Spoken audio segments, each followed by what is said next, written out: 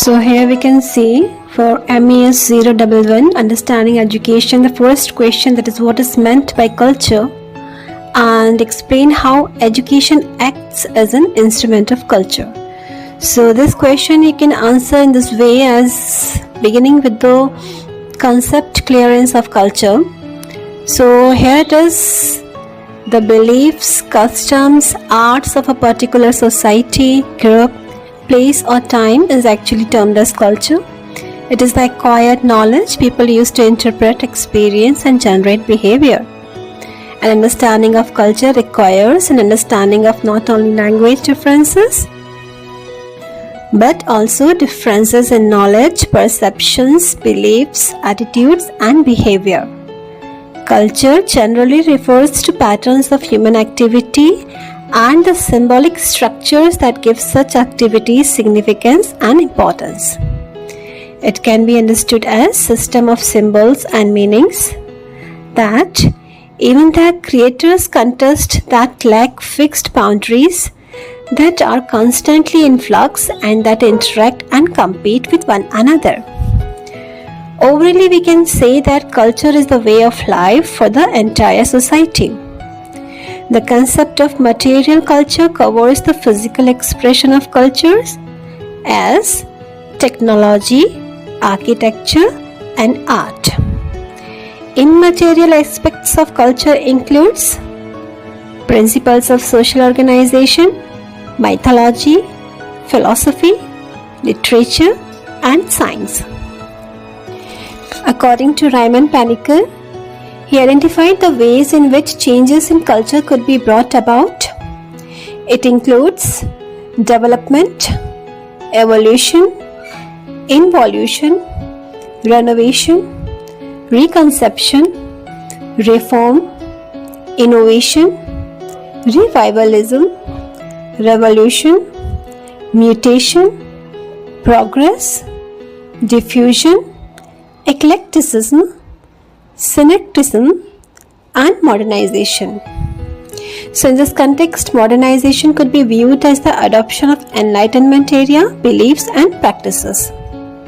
If we talk in more straight way, these varying terms and procedures are actually the multiple aspects of education only.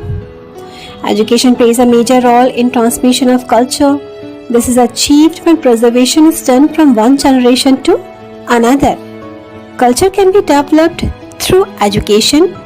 Education brings the desirable change in both the culture and values for the progress and development of the society. Education plays a major role in transmission of culture. This is done when preservation is done from one generation to another. Actually, the main function of education system is to transmit the cultural heritage to the new generations. But in changing society, these keeps on changing from one generation to another. And so educational system in such a society must not only transmit the cultural heritage, but also aid in preparing the young ones for the adjustment to any changes in them.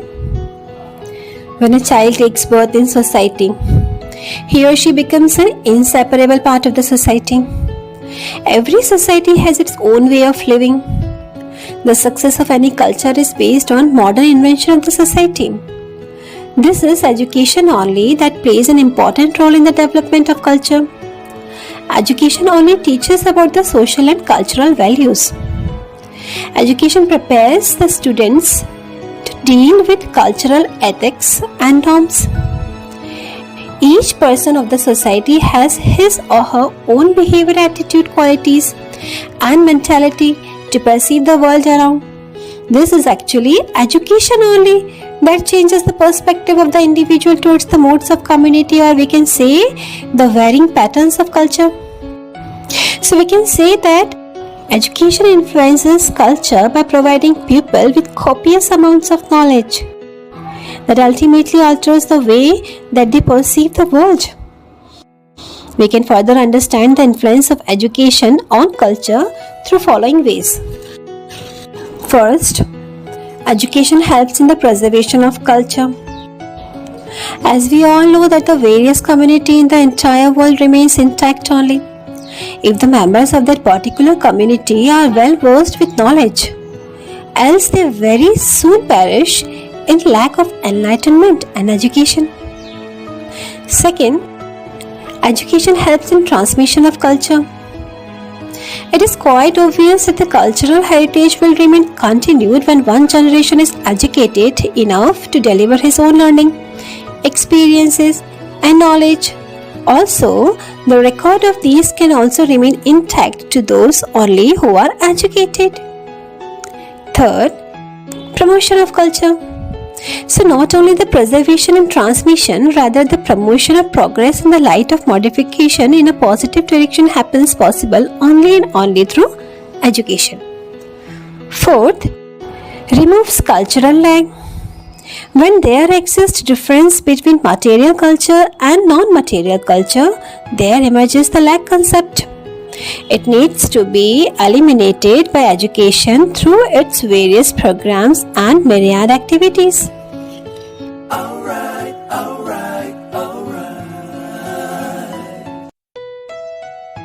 MAS 011 Understanding Education.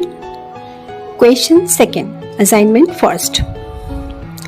So, discuss how political system and education system influence each other in a democratic society. So, answer can be in this way. See, politics. This word in current scenario has pulled the attention of many masses belonging to every sector and field. It's not that politics had not been influencing and existing in ancient times of our country, but actually the predomination of the political system impacting the entire corners of the world community and present impression of mass communication and social media has proved the worth and influence of the system in society. Especially when we talk about the democratic society where the rule is by the people, of the people, and for the people, then the role and significance of political system cannot be denied. As we have already seen as to what is education, what is its importance in one's personal as well as social life, and of course, how it is influencing the culture. Moreover, acting as an instrument of culture, then it becomes quite clear that it is not going to remain untouched with the politics as well. Do really these two systems, that is political system and education system, influence each other? So, the answer is actually clear. We have seen here that politics today is controlling every aspect in every system of society. Especially being a democratic nation, its influence and freedom cannot be restrained. Very simple is the fact that the time has gone when India had its flourishing Gurukula system and had gurus like Vyas, Tulsi, Chanakya and Charaka. Now is the status when after a long phase of slavery of the Britishers as well as Mughalians, we have already broken our financial backbone, ruptured and disintegrated our pious Vedic Brahmanic system of teaching and learning. So, now, in such conditions and current situations, we all are bound to follow what the political parties, especially those in rule, their policies and guidelines. Apart from this, we also depend over the political system for the financial support, or we can say governmental aid as well. On one hand, education influences the political system, as without the education, very firstly, that system is also handicapped and worthless. Moreover, the educated ones if play a role in politics, then they can actually more better understand, deal and finally solve the problems of society irrespective of caste and dogmas. Similarly, on the other hand, education could be practically and inseparably be transmitted in a formal way. That is possible only within the educational institutions, including the schools, colleges and universities. This all vital establishments of course requires the proper care, full provisions of infrastructure, study material, building, furniture, teacher salary, aid to the poor underprivileged students, management for the specially abled ones. This all requires funds which is not possible without political support. So, finally in gist, we can ensure that it is well said. Education and politics have a symbiotic relationship with each other. Politics affects the social order and exercises a certain level of influence on education. And education through its formal and informal system definitely and very straightly influences politics.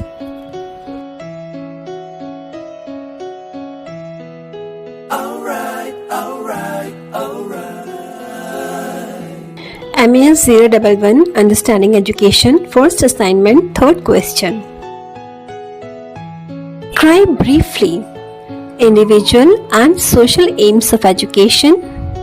Is there antithesis between these aims of education?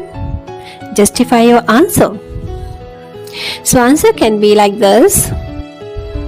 As we all well understood, the versatile role of education influenced every aspect, corner, component and member of society. Here we'll come to know about the individual as well as social aims of education, and then also see if both are controversial. So here is now the individual aims of education. Individual aims.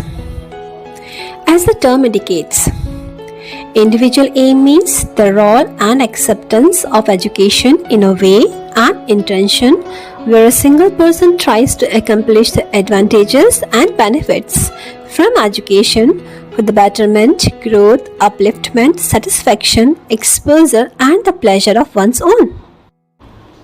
He is also served by education impartially. No education and no education system says that this teaching, this knowledge and this skill is just for your own benefit. But if we don't talk about the selfish aptitude of learner, then indirectly education automatically serves the individual with below advantages. So these individual aims of education could be a physical aim, or that is physical development, second mental or emotional development, third financial development, fourth cognitive development and fifth is behavioral development, right? So let's see what is physical development. See, education is incomplete if it is unable to strengthen one's physique, maintain one's physiology and enables one to make his body fit, healthy and fine. It is well said, a sound mind resides in a healthy body. So education builds up the physical framework of an individual. And it depends on the individuals also that they must avail this benefit of education. Else, without the physical development and health of a person, neither the role of education is complete and nor the individual's learning is complete. Second, emotional development. This is the most important role of education as it is the most required skill to be attained by every individual. As it is not hidden from any one of us, the present disturbed scenario of society where the emotional health of approximately each of the person is at the verge of disintegration, right?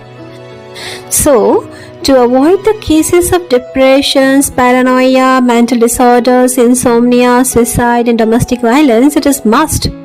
Education should serve an individual in a way that he or she must become mentally healthy or emotionally fit. Next, financial development. So quite obviously, today no task and no arrangement is complete without the required budget for the same, right?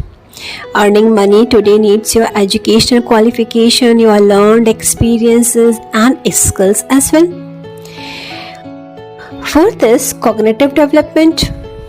This is education, of course, that lets the pupil individually make up a healthy cognitive level, which is directly responsible in mending, modifying and transforming one's thinking.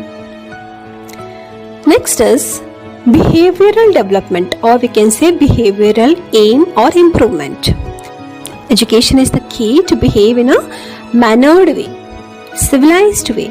This is the most required practical and direct evidence we can observe through one's behavior only that he or she is educated or not. Next is social aims. So although an individual is a basic unit of every society, a man makes a family. Many families together forms a society, and many societies or communities together makes nation, and so on. So obviously, no man can live alone. We all are interdependent, so definitely man being constantly in interaction and dependence over the society, and society conglomerately contributing in the guidance, growth and security of each individual, social aims are must.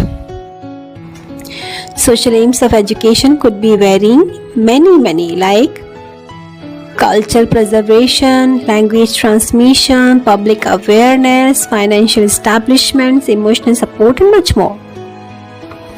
Now what is the controversy, or we can say antithesis, between both these aims, that is individual and social aims? This is now very clear that what are the individuals as well as social aims of education, why these are important and how education helps in fulfilling these. Again, this is also clear that personal aims works on a personal level, which when goes in a negative, selfish and narrow mode is definitely going to affect the fulfillment of the second and an important requirement, that is social aims of education. So, we need to maintain a balance between the two, and after all, this is education only that helps in mending the minds and guiding them the real essence of the need of the education.